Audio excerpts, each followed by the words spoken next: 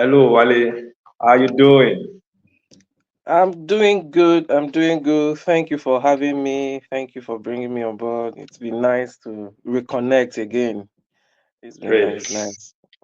So, I know Wale, I've introduced you, but I know you want to still tell us more about your portfolio, what my data stream is about, and anything around that.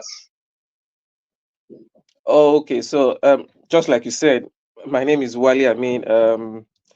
I'm the founder of my datastream app. Well, uh, interestingly, my data stream has, I think, has had to evolve, over a couple of years now. So, some people may know us as just when we were datastreamsl.com.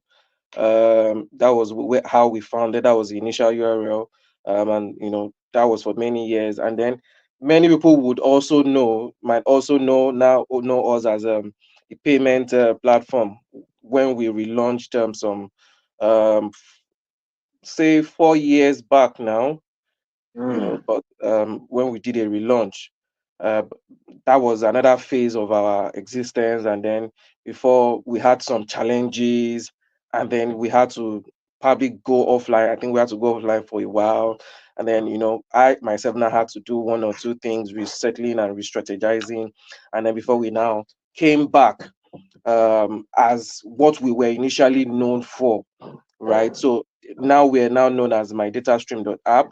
We're still looking to tweak that anyway, but as it is right now, that's what we have operating. So basically, DataStream has always, except for the uh, short break that we had where we tried to test the waters, the payment waters, we have always been a communication solutions provider. So basically, we're a service, a messaging platform that helps businesses with their communication needs. So in terms of reaching out to your audience, in terms of engagement, in terms of keeping the communication flow, maintaining and keeping the communication flow um, consistent for brands. That's what we've been known for. So and that's what we now have. We, as I said, some people would know us um, at the period when we tried to transition into payments. That came with some interesting experience because we were hacked. Just some wow. few months into our rebranding, we were hacked, and we lost some couple of millions. And then we had to go down, re-strategize, see what we did wrong or where we didn't really tighten the nooks. And then that we went offline for a while because of that, because it practically broke us, because again, this is all bootstrapped. It's all been based off my personal um, finance. So we had to go offline during that period, and it was a very trying period for us. But because of the never say never spirit, we're back. We're building up what I would say is going to be a very consistent brand in the communications sector. We have always been, all right. We have always been, and that's what we intend to still do. To provide business communication solutions in terms of SMSs, SMS delivery, WhatsApp, for two-way messaging for businesses. So that's in a nutshell is what we've been all about. I'm also the founder of exclusiveafrica.net, which is a media platform. As you know, my background is in journalism, so that's one of our brands also. And we're just trying to see how well we can position ourselves and also contribute to the tech and a business ecosystem. Okay, Wale, you talk about, you just highlighted a couple of challenges you've gone through as a startup. Yeah, I've been wanting to talk to somebody about it, like how how easy or how difficult has it been to start from the scratch, build, like now you faced cyber attack, you were hacked, all these challenges, finance as well, setting up payments, salary payments, and all this. How are you able to navigate all these challenges to make sure you keep your head above the waters?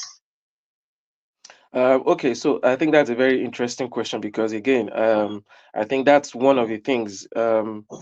Maybe because of my experience, right? I'm passionate about, in helping to see younger entrepreneurs, navigate that waters. Because again, what one of the things I have found that is that you don't. Well, we do have many quite a number of stories out there, right?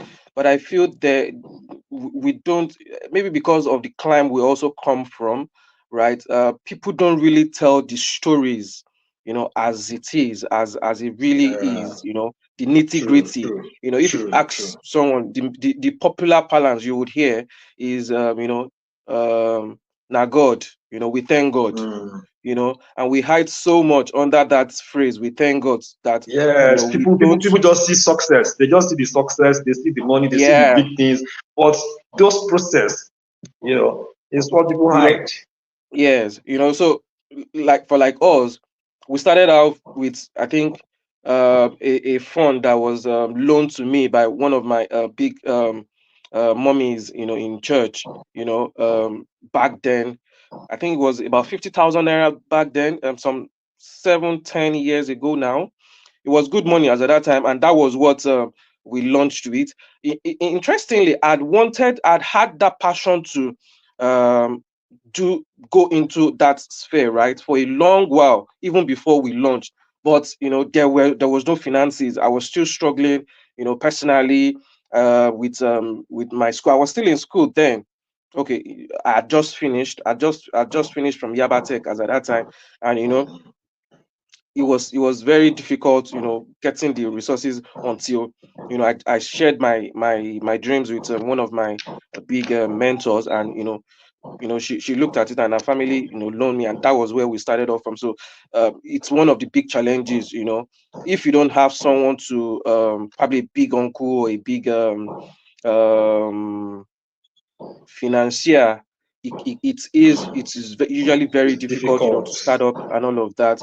So but what did I also do? Before then, I'd also been into website design.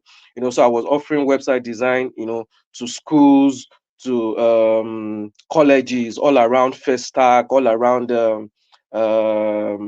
satellite, and also, I'd also started that. But then again, it was tough because, growing up and not really having much backing. Many people can relate to that kind of story.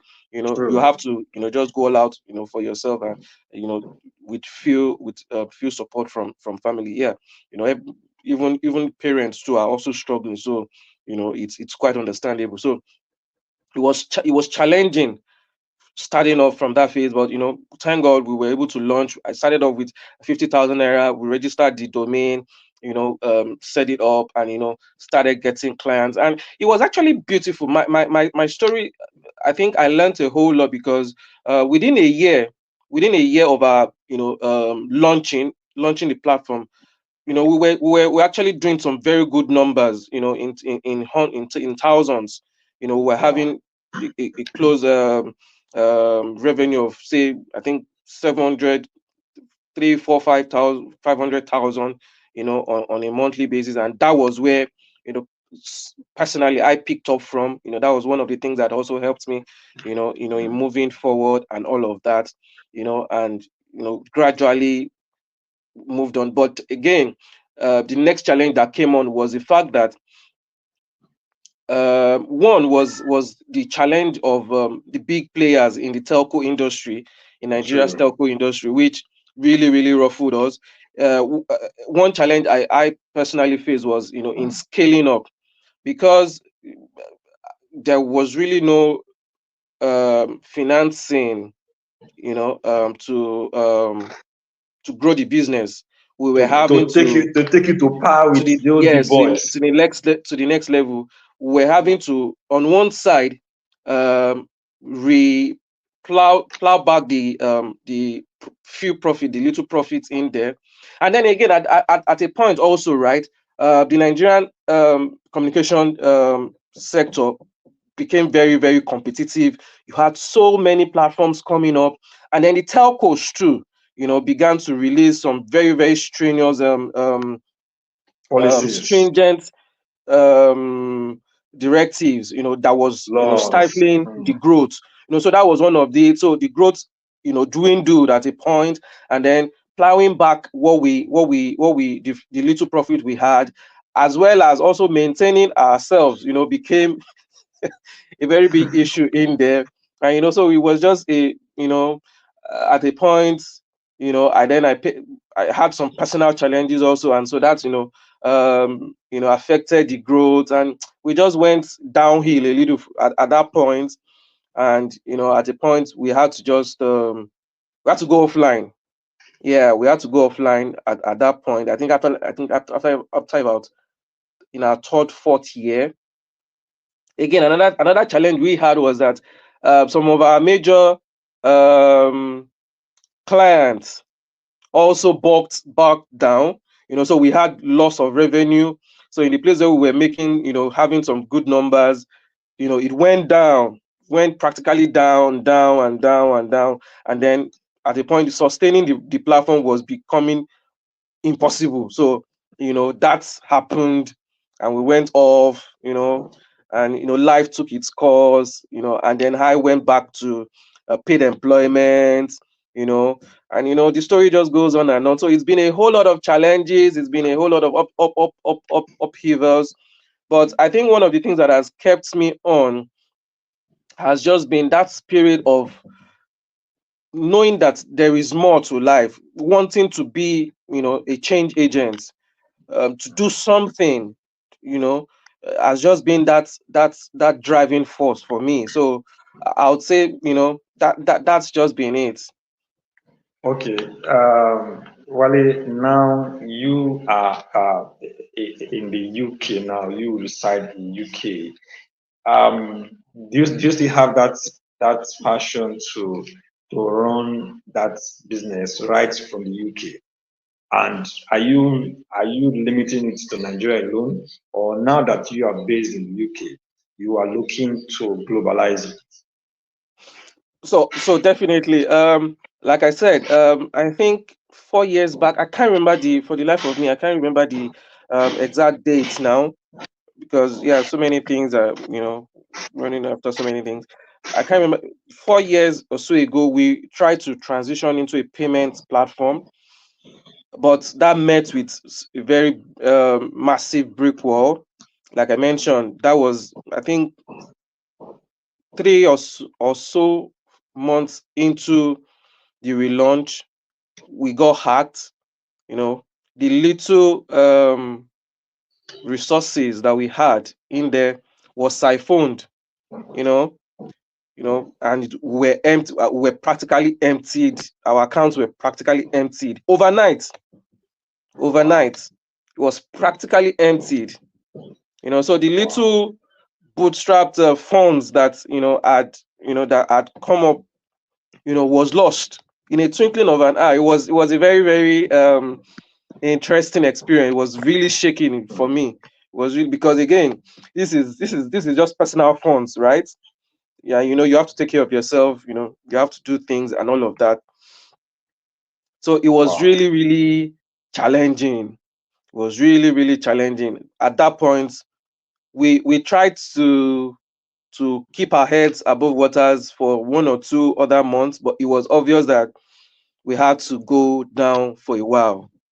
We had to go down for a while. So obvious. So that was what happened then. And then we went down, and I said, "Hey, okay, I'm taking a break from all of this. I've had enough of it. I'm not, in quote and unquote, I'm not doing it again." I told myself, I'm not doing it again. Entrepreneurship will have to stay for a while. I went back to, Let me get I'd always let me been, get a job. yeah, I'd always been, it has always been on the side. And, I just Yeah. focused on work and all of that. And then the migrating came into the picture and all of that. So definitely the focus right now, I think I've always been and I'll always be, an entrepreneur by at heart. You know, um, there's just some things you can't take away, and that's just one of it for me. Because for me, aside from the profit, aside from that, right? It's a means of impacting the society.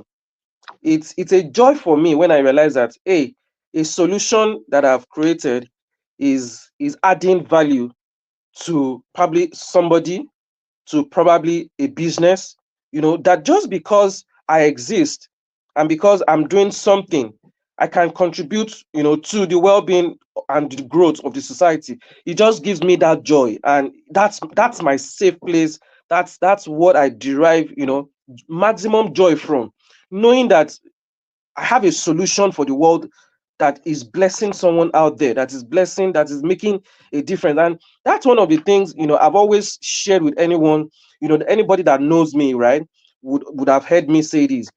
Um, I've always been very, very impact driven, trying to ask myself that question at every stage of my life. What is that next thing that I can do to make a difference? And that's for me, that's been it. So that's been the driving force. So obviously, there is no turning back. Even though we had the experience then, and then I said, "Oh, I'm done with entrepreneurship." Apparently, there are some things that are just ingrained in you, and that's just one Yeah. of it. So definitely, the focus is to grow a global brand, which by the grace of God, we are starting off again with. We have not launched fully yet. We're still putting these things out there. Yeah, it's decide we are live, but then we have not fully launched. And the goal and the focus is, to have a global brand that, across our spheres, the UK, the US, Nigeria, and all, we can provide businesses, solutions that would take their business to the next level.